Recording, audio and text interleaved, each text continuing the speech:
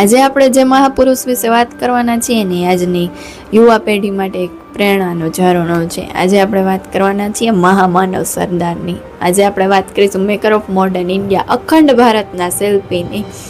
કે ગાંધીજી એકવાર એવું કહી શકતા કે હું દુશ્મનના ખોળે માથું રાખીને સૂઈ શકું, પણ સરદાર એવું કહેતા કે જ્યાં સુધી દુશ્મન જોતો હોય ને ત્યાં સુધી મને નીંદર ન આવે. આને કહેવાય સરદાર.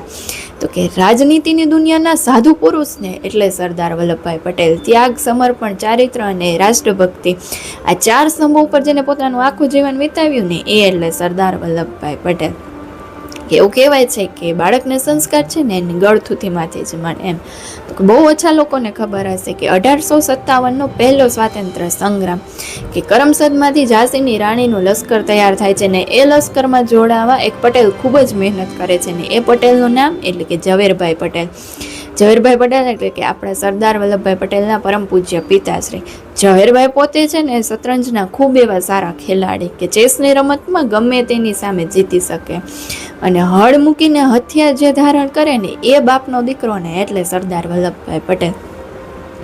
કે આપણને એમ થાય કે આટલું મોટું વ્યક્તિત્વ સરદાર તરીકે, લોખંડી પુરુષ તરીકે બહાર પાડ્યું, એની પાછળનું કારણ તો કે એની પાછળનું એક મૂળ કારણ છે એના માતા પિતાના સંસ્કાર. એમ કે લાડભાઈમાં છે ને પોતે પહેલેથી જ ખૂબ કરકસરવાળા સ્વભાવના એમ, અને આ સ્વભાવ છે ને સરદાર પટેલમાં જીવનભર રહ્યો. એનું એક આપણે ઉદાહરણ જોઈએ ને કે સરદાર પટેલ છે ને જ્યારે નાયબ વડાપ્રધાન બને છે ત્યારે દેશના પત્રવ્યવહાર માટે એટલે કે દેશના પત્રવ્યવહાર માટે દેશની ટિકિટનો ઉપયોગ કરે છે, અને બાકી પોતાની ખિસ્સામાં એક ટિકિટની એક નાની એવી ડબ્બી મૂકે છે કે પોતે ક્યાંક બહાર જાય અને પારિવારિક પત્ર કરવાના હોય, પોતાના અંગત પત્રો કરવાના હોય ને ત્યારે એ ડબ્બીમાંથી ટિકિટ કાઢી અને એ વાપરે છે. ને ત્યારે સરદાર પટેલ એવું કહે છે કે દેશનું એક પાવલી પણ મને ના પચે, એમ કે હું દેશની પાવલી પણ હું મારા અંગત ખર્ચ માટે ન વાપરી શકું. આ એટલે સરદાર વલ્લભભાઈ પટેલ. પોતાના બાપુજી પાસેથી જ 1857ના સ્વાતંત્ર્ય સંગ્રામની વાતો સાંભળેલી હોય, એટલે કે ગળથૂથીમાંથી જે બાળક રાષ્ટ્રભક્તિ લઈને નીકળે ને એ બાળકનું સ્ટેચ્યુ ઓફ યુનિટી બને અને વાદળા સાથે વાતો કરે.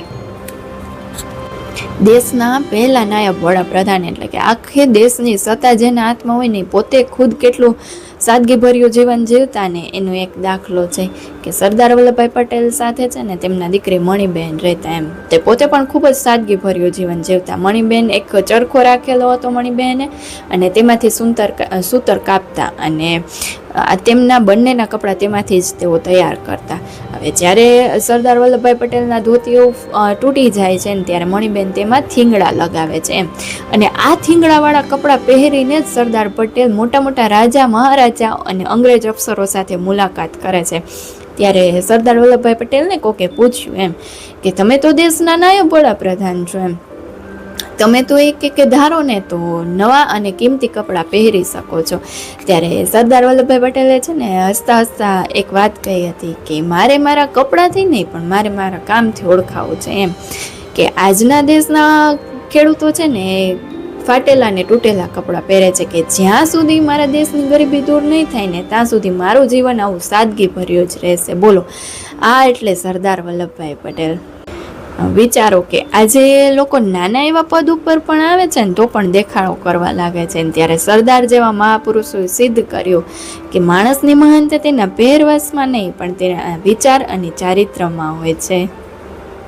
કે સરદારને આપણે મહામાનવ શું કામ કહીએ છીએ એના ઘણા એવા દાખલા છે. એમાંનો એક દાખલો કે સરદાર પટેલ જ્યારે નાયબ વડાપ્રધાન થઈ જાય છે અને દિલ્હીમાં હોય છે ને ત્યારે ચક્કર મારવા નીકળે છે પોતાની ગાડીમાં, અને ગાડી ઊભી રાખે છે અને સામેથી ચાલીને આવતા એક માણસને ઊભો રાખે છે. ત્યારે પેલો માણસ પણ સ્તબ્ધ થઈ જાય છે કે સરદાર વલ્લભભાઈ પટેલ મને બોલાવે છે એમ. આ માણસ બીજું કોઈ નહીં કે બારડોલીનો સત્યાગ્રહ જ્યારે ચાલુ હતો ને ત્યારે સરદાર પટેલના નાના મોટા કામ કરતો ને આ એક ટપાલી હતો એમ. ત્યારે સરદાર વલ્લભભાઈ પૂછે છે કે તમારું અહીંયા આવવાનું કારણ? ત્યારે પેલો ટપાલી કહે છે કે સરકારી રજા મૂકીને હું અહીંયા આવ્યો છું એમ. ત્યારે સરદાર પટેલ કહે છે કે સરકારી નોકરી હોવાથી તમારો પગાર પણ નાનો એવો હશે, તો તમને આ હોટલનું ભાડું કઈ રીતે પોસાશે, તમે મારા બંગલે રહેવા આવી જાઓ. ત્યારે પેલો ટપાલી જરા સંકોચાય છે. ત્યારે સરદાર પટેલ કહે છે કે હું કાંઈ નહીં સાંભળું, તમે મારા બંગલે આવી જાઓ. સતત 4 દિવસ સુધી આ ટપાલી સરદાર પટેલની સાથે તેના બંગલામાં રહે છે. અને એક દિવસ જ્યારે બંને બેઠા હોય છે ને ત્યારે વાતમાંથી વાત નીકળે છે.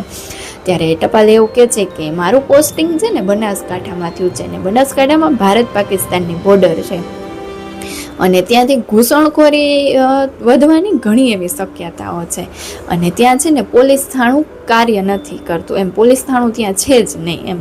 ત્યારે સરદાર પટેલની નિર્ણયની તાકાત કેવડી, તો કે ઓલો ટપાલી જ્યારે બનાસકાંઠા પહોંચે છે ને ત્યારે એ જોઈને સ્તબ્ધ થઈ જાય છે કે ત્યાં પોલીસ સ્ટેશન ચાલુ હતું એમ.